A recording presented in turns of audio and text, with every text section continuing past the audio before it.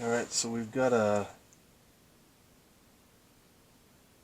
is off a Lincoln Navigator, an older one, and this door lock assembly is not available any longer. And the keeper that went in here actually broke in half. So I got another keeper and it actually pops right out, and you can see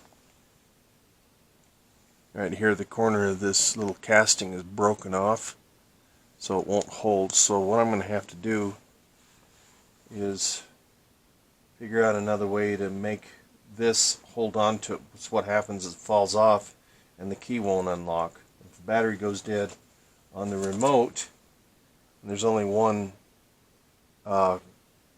key opening in the vehicle, then you're not going to get into the vehicle. You'll have to smash a window, or you'll have to pick the lock, or you'll have to use a Pink Panther or some sort of a lockout tool.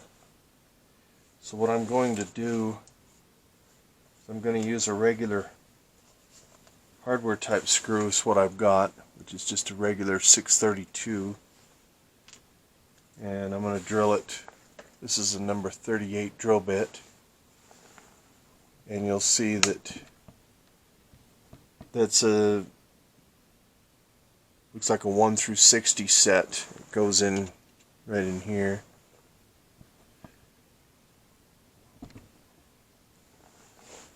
So I'm going to drill this out, and then I'm going to put probably this lock washer around it. What that's going to do is that's going to put some tension on it, and then a flat washer and a screw. But here's the trick. This is the key. It goes into the lock, and of course it unlocks it.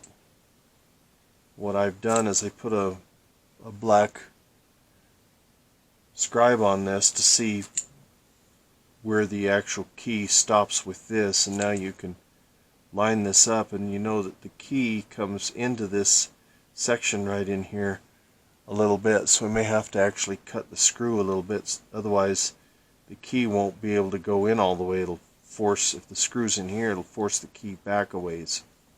My 36 volt drill that I'm still using, it's actually a, what I say, a 21 volt. This is just a center punch. It's just an automatic punch.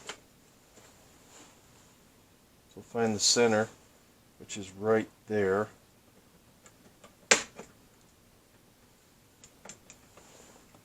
And we'll go ahead and drill that out.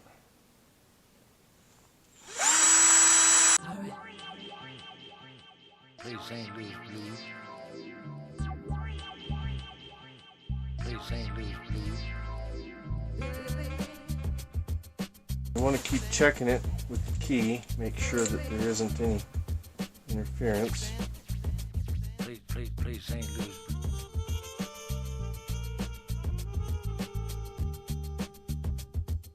It's probably about as good as it's going to get. A little tool here. And back off, turn and back off, because we don't want to break the tap off, and we don't want to break the housing of this thing. So a little at a time. And we'll get down in there a little bit.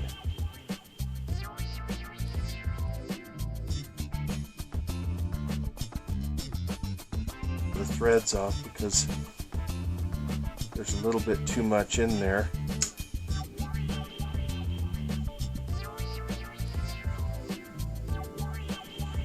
So I'm going to take and grind that.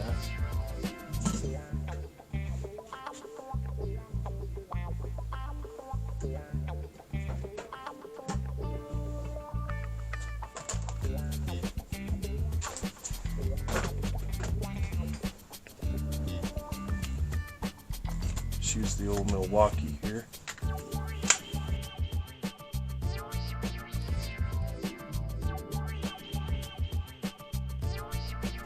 Now that's probably going to be kind of hot, so be careful with it. A bit here, because I need to get in here and get the screwdriver.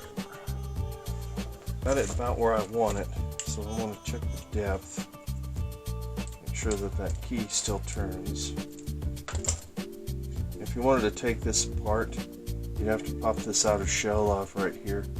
If you're careful with it, they'll come off, and then you can pull that whole unit out of there. They're broken off right there. I'll get you up a little closer here.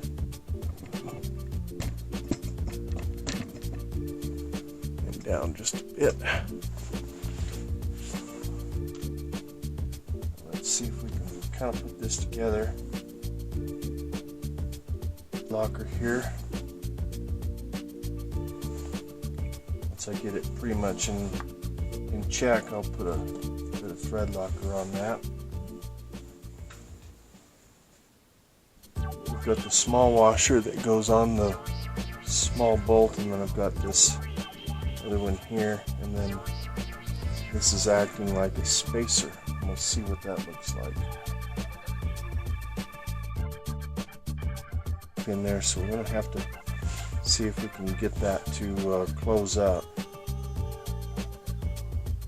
Is the washer itself is actually closed.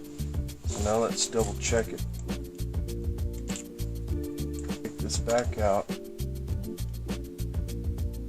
It's red, by the way. You don't need to overcoat them.